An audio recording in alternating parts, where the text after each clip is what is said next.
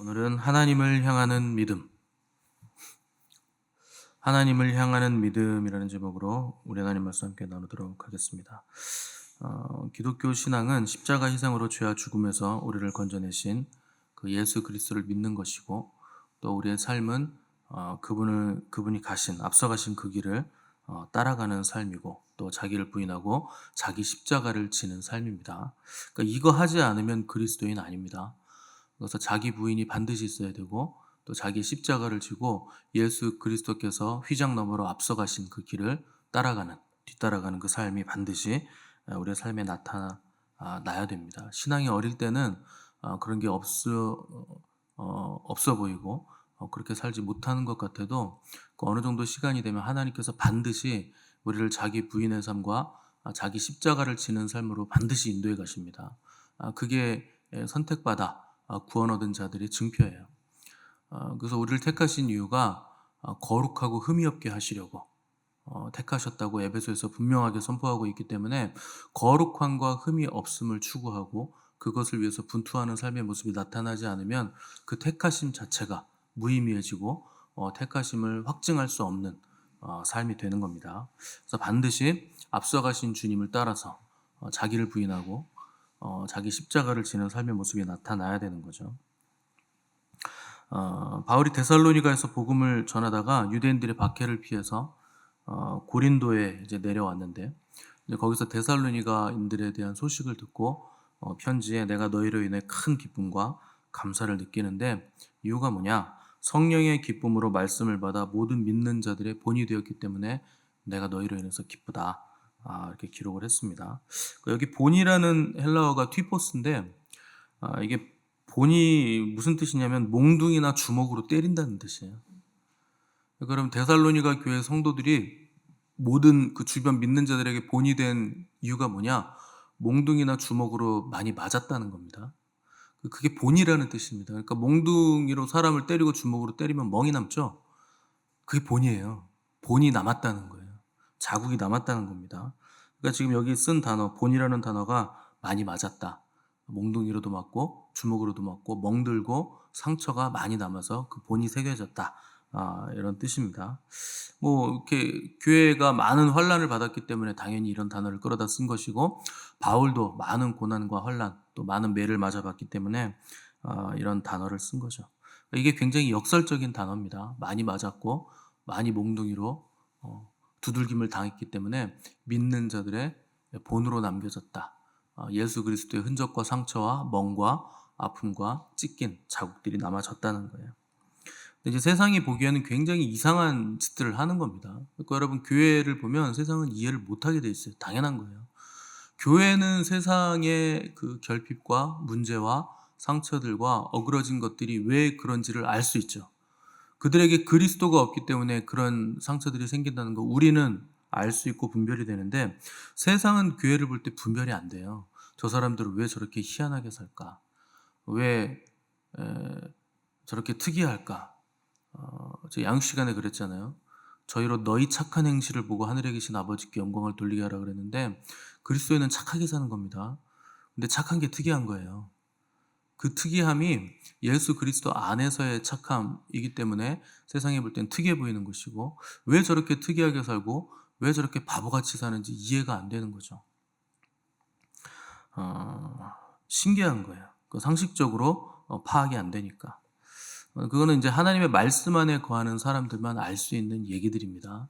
그래서 믿지 않는 사람들이 보면 저 사람 이해가 안 돼, 이상해. 날씨 좋은데 일요일에 어디 놀러도 안 가고 맨날 교회만 가.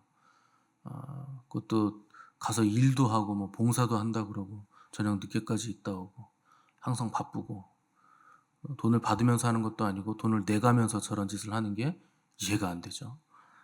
이해가 안 되는 게 정상적인 겁니다. 의식이 달라서 그래요.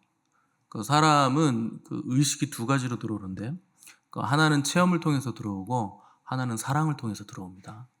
우리가 의식을 형성할 때 하나는 내가 움직였을 때 그게 내 의식이 되고, 또 하나는 내가 사랑으로 그 사랑을 경험했을 때 우리에게 의식화되는 거죠. 항상 말씀드리지만 공부를 많이 하고 생각을 많이 하고 책 많이 읽는 건 의식이 안 됩니다. 그건 생각이에요. 그러니까 생각만 많아지고 번민만 많아진 겁니다. 그 솔로몬이 그 생각을 많이 하는 것도 미친 짓이고 공부를 많이 하는 것도 미친 짓이다 그러잖아요. 그 사람을 미치게 만드는 거예요. 책 많이 읽고 학위 박사학위 많이 따고 공부 많이 하고 그거는 그냥 생각만 많아진 거지 의식이 안 된다 그랬습니다. 의식은 두 가지로밖에 안 돼요. 첫 번째, 내가 공부한 거 움직였을 때 내 몸으로 움직였기 때문에 그게 들어와서 의식화되는 거고, 또 하나 사랑으로 이게 의식이 되는 겁니다. 누가 나를 많이 사랑해주면 그게 내 안에 들어와서 의식이 돼요. 근데 사랑도 결국엔 체험으로 들어오는 거예요. 사랑을 체험했기 때문에 의식이 되는 거고, 공부한 거 내가 움직일 때, 말씀 받은 거 순종했을 때, 그때 그게 내 의식이 되는 거죠. 그래서 믿지 않는 사람들은 세상 가치관 따라서 움직이기 때문에 의식도 세상적입니다. 여러분, 세상의 의식은 그 세상의 그 임금이 마귀이기 때문에 그 마귀 의식이에요. 세상의 가치관 따라 움직이면 결국 마귀 의식을 따라가는 건데, 마귀 의식을 따라가면 있던 것도 사라집니다. 남의 거 입에 들어가는 것도, 입속에 있는 것도 뺏어가지고 내가 먹는 게 세상 의식인데, 그렇게 먹으면 배부를 것 같은데, 내가 뭐가 생길 것 같은데 점점 사라져요. 그게 세상 의식의 특징이에요. 갈수록 사라지고 갈수록 비어지고 갈수록 허망해지는 거예요. 그게 세상 의식의 특징이에요. 그래서 솔로몬이 실컷 다 해보고 나서 뭐라 그럽니까? 헛되고 헛되고 헛되니 모든 것이 헛되도다. 솔로몬은 다 해본 거예요. 머리가 뛰어나고 뭐 지혜롭고 돈도 많고 뭐 여자도 아내가 1000명이었으니까 뭐 남부러울 것 없이 해볼 것 다 해봤죠. 다 헛되다는 거예요. 그게 무슨 허무주의, 염세주의를 얘기하는 게 아닙니다. 하나님 없이 행하는 모든 일들은 다 헛되다는 거예요. 하나님 없으면 안 된다. 하나님을 사랑하고 그분만을 추구해라. 그분을 향하는 인생만이 있는 거다. 아니면 다 헛되고 다 비어지고 갈수록 허망해지고 없어진다는 거죠. 또 그리스도인들은 그리스도를 받아들이기 때문에 받아들이는 것만큼 채워집니다. 그리스도를 말씀이라 그러잖아요. 로고스라 그러고. 그러니까 우리가 말씀을 받아들이는 게 주님을 받아들이는 것이고, 그 주님을 받아들이는 것만큼 계속 채워지는 거예요. 그래서 주님의 의식으로 채워진다는 건 그 말씀에 순종해서 움직일 때 없는 것도 생겨나는 그 말씀의 창조의 능력이 우리의 삶을 통해서 나타난다는 거죠. 하나님께서 천지를 창조하실 때 말씀으로 창조하셨기 때문에 말씀 받아들이면 그 창조의 능력이 나타나게 돼 있습니다. 그 형체화가 된다는 거예요.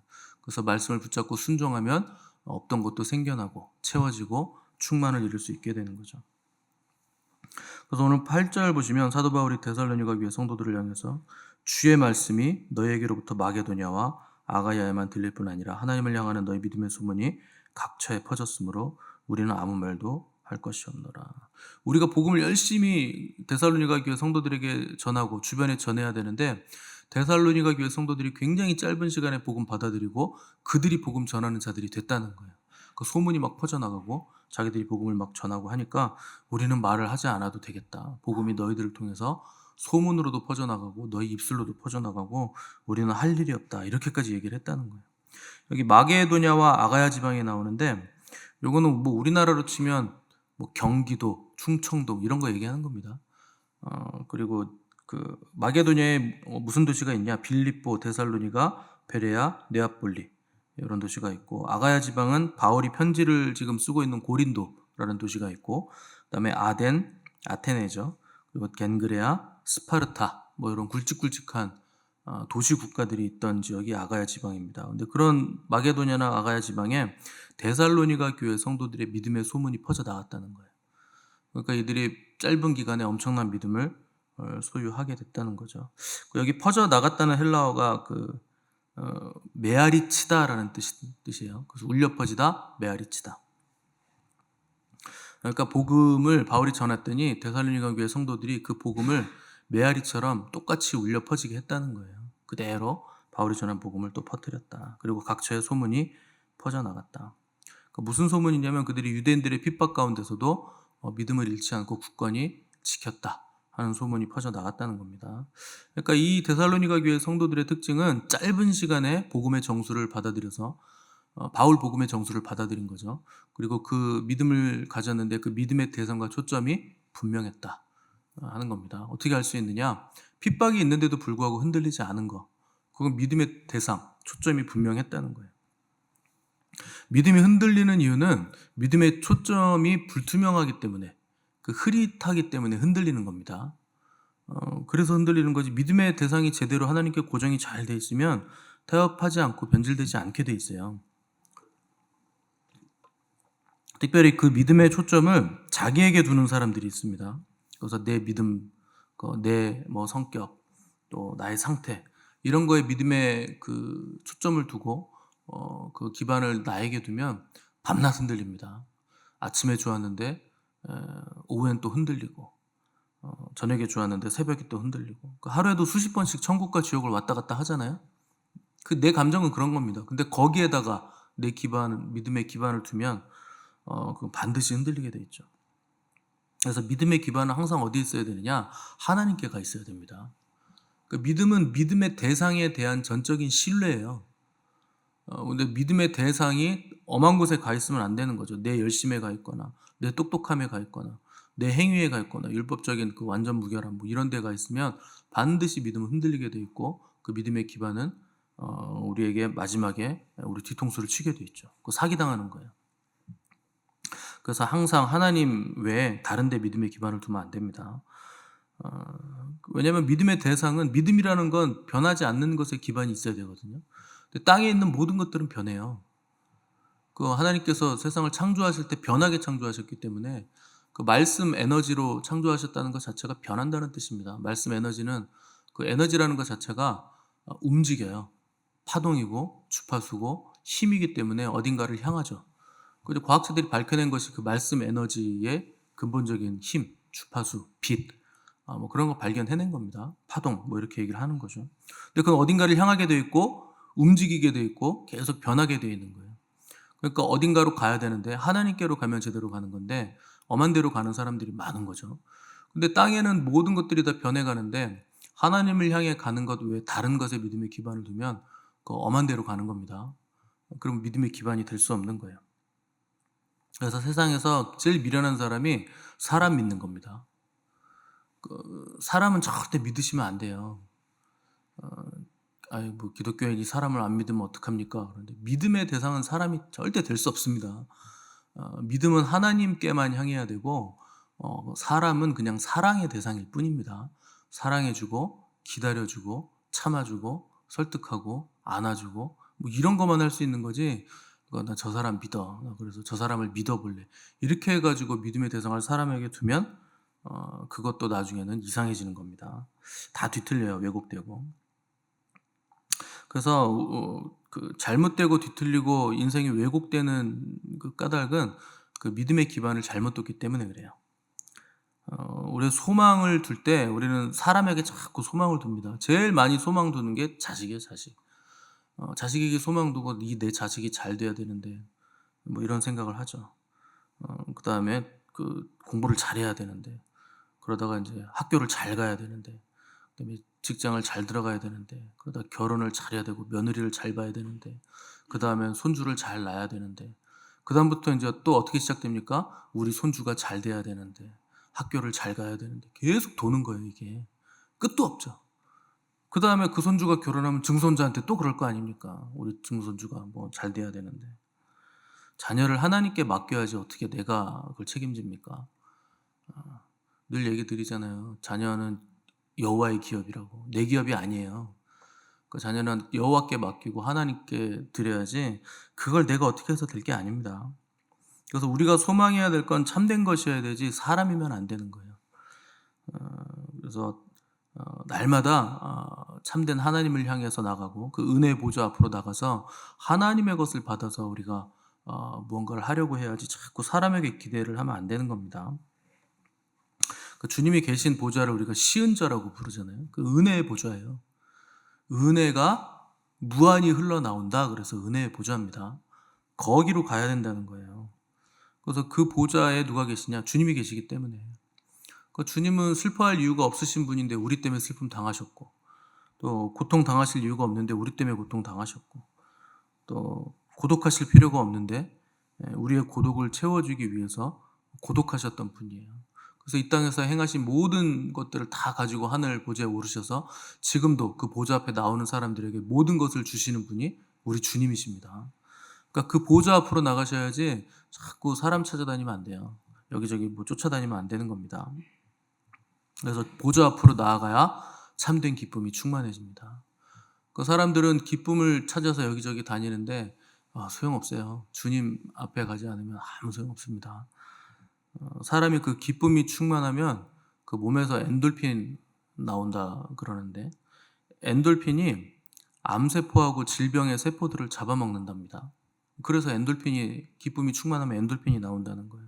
그 예전에 미국에서는 그 엔돌핀 주사라는 걸 맞았어요. 그 엔돌핀을 생성시켜야 되는데 생성이 안 되니까, 기뻐할 일이 별로 없으니까 그걸 주사로 맞는 거예요. 그 한 방에 얼마인 줄 아세요? 2만 불이에요. 2만 달러. 지금 환율이면 한 3천만 원쯤 되죠. 주사 한 방에 3천만 원. 그러면 이제 기쁠 때 나오는 엔돌핀이 내 안에 들어오는 거예요. 뭐하라고 그렇게 3천만 원씩 씁니까? 그냥 하나님 보좌 앞으로 나가면 되는데. 하나님을 기뻐하면, 여러분 오늘 말씀을 들으면 그 말씀을 아멘으로 받으시잖아요. 기쁨이 충만해지잖아요. 그럼 오늘 3천만 원 버신 거예요. 새벽마다 내가 말씀을 아멘으로 받아서 야, 말씀이 너무 꿀송이처럼 달고 기쁘다. 하루에 3천만 원씩 버는 거예요, 여러분. 우리가 일주일에 5번 새벽 예배 드리니까 일주일에 1억 5천. 그죠? 4주면은 6억. 한 달에 6억씩 버는 거예요. 그러면 연봉이 72억. 계산 빠르죠? 그냥 여러분 그런 주사 안 맞으셔도 돼요. 말씀을 새벽마다 들을 때 그냥 아멘으로 받으시고 그 말씀에 순종하시고 하나님을 기뻐하시면 그게 그냥 수지 맞는 겁니다. 그래서 여러분, 목사가 말씀 전할 때 누구 막 타겟팅 해가지고 저놈이 말을 안 되니까 내가 이 말씀을 저놈한테 꽂아줘야지, 이렇게 해서 전하지 않아요. 근데 여러분들은 새벽 말씀을 하고 주일 말씀하면 목사님 어떻게 나를 어떻게 이렇게 잘하시고 이런 말씀을 하실까, 나한테 꼭 맞는 말씀을 나 들으라고 하신 말씀인 것 같아요. 여러분, 그게 도끼병입니다. 누가 날 찍었다는 거예요. 그 도끼병이에요. 누가 찍습니까? 찍기는 본인이 본인을 찍는 거지. 목사가 여러분들 그렇게 말씀으로 여러분 얘기할 정도로 관심 가져주지 않아요. 제 관심은 하나님께 있지. 여러분 그냥 말씀을 들을 때 오늘도 주님의 말씀이 선포되는구나, 아멘, 할렐루야, 그냥 그렇게 받으면 되는 겁니다. 뭐 제가 여러분들한테 사기치겠습니까? 말씀으로 무슨 벌을 받으려고. 저도요, 말씀을 전할 때 듣는 자나 전하는 자가 함께 기쁜 거예요. 그 말씀을 전한다는 건 제가 하나님 편드는 거거든요. 하나님 이렇게 칭찬해드리고 하나님 편들고 무조건 우리 하나님 좋은 분이시라고 막 우기는 거거든요. 제가 왜 우길까요? 그게 맞으니까 우기는 거예요. 실제니까. 하나님이 가장 좋으신 분이니까. 얼마나 기쁩니까? 전하는 자도 기쁘고 듣는 자들도 기쁘고. 그럼 우리는 하루에 3천만 원씩 버는 거예요. 그 하루 3천만 원이지만 몇 명입니까, 여기? 자꾸 돈 얘기해서 죄송한데요. 없으니까 얘기해보는 거죠, 뭐. 뭐 우리가 돈이 없지 믿음은 있으니까. 말씀 없이 미련하게 이것저것 기쁨을 추구하려고 뛰어다니는 건 진짜 미련한 거예요. 그 기쁨이 얼마나 갑니까? 근데 말씀의 기쁨은 우리를 영원한 기쁨으로 초대하는 거예요. 그래서 새벽마다 여러분 여기저기 뛰어다닐 생각하지 마시고 새벽마다 미리미리 주사를 맞으세요. 말씀의 주사를 맞으세요. 그러면은 엔돌핀이 쏟아 나오잖아요. 말씀을 기뻐하면 엔돌핀이 쏟아 나옵니다. 그러면 암세포 잡아먹죠. 균 잡아먹죠. 질병세 세포 다 잡아먹죠. 그러면은 그 말씀 때문에 일평생 건강에 대해 주의 일 하다가 가는 거예요. 건강하게 있다 가는 거예요. 그래서 사명을 완수하면 하나님은 그냥 싹 데려가는 거예요. 건강하게 있다가. 여러분 그런 복된 인생 되시기 바랍니다. 우리 교회 새벽 말씀을 우리 교인들만 듣는 거 아니죠. 여러분들이 들으시는데 말씀 들으시는 우리 교회 아닌 성도님들도 이 말씀을 통해서 기쁨이 충만해지시기를 바라고, 또 우리 교회 미션처치 성도님들도 기쁨으로 은혜의 보좌 앞으로 나가셔서 기쁨으로 충만해지셔서 강건한 복된 하루 되시기를 주님의 이름으로 축복합니다.